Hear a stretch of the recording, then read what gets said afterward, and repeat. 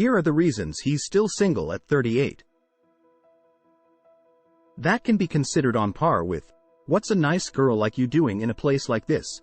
in the hierarchy of annoying inquiries.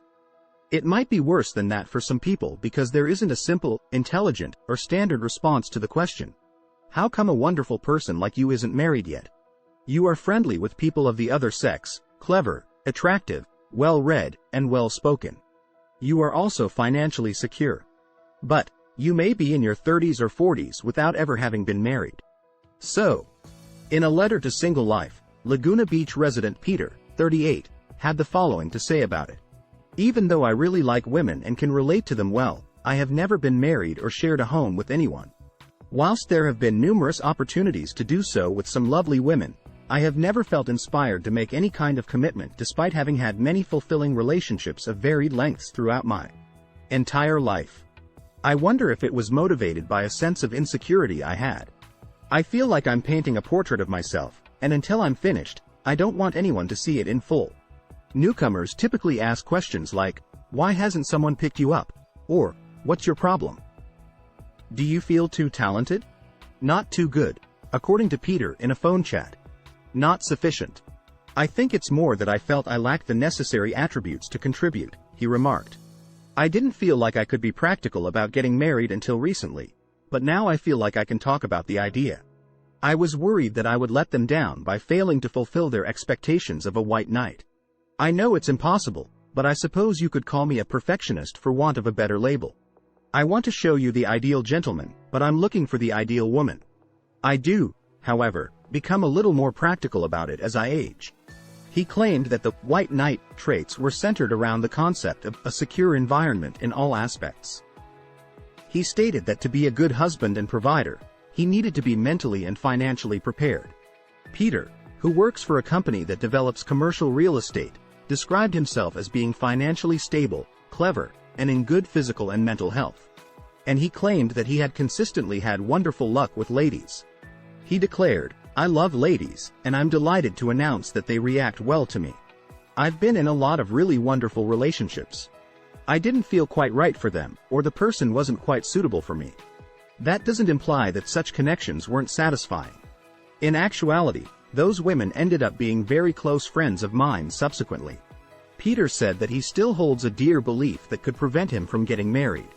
He has the same high standards for himself and the women he dates. "I'm looking for a hookup with someone who can provide the same services for me as I would provide for them," he said. "I don't want someone immature, feckless, uncomfortable about herself, and unsure of where she is heading. I think they mustn't give the impression of having done everything and seen everything.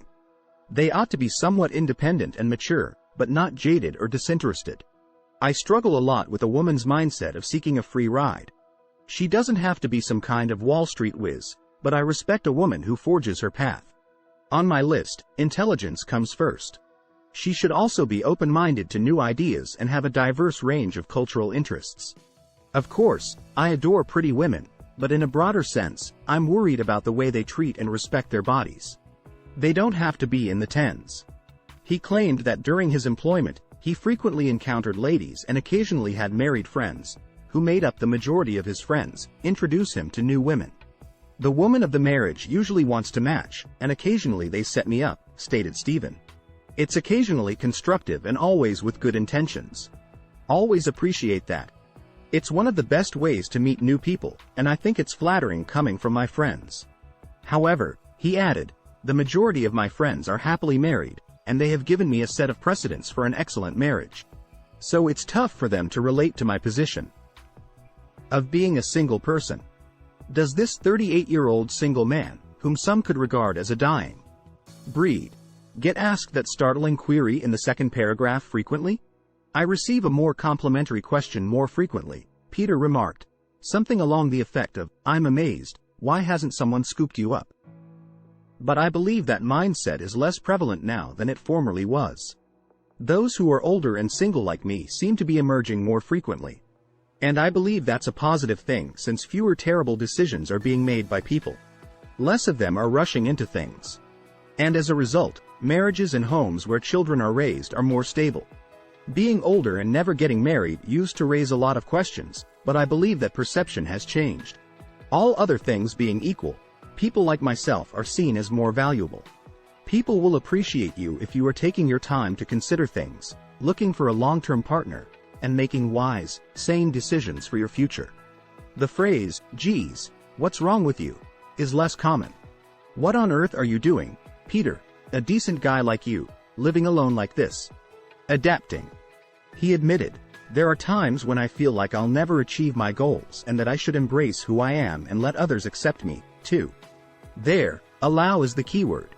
Many lovely people were ready to embrace me for who I was at the time, but I wasn't confident enough. My health is improving. I never ask a lady to do anything that I can't do for myself.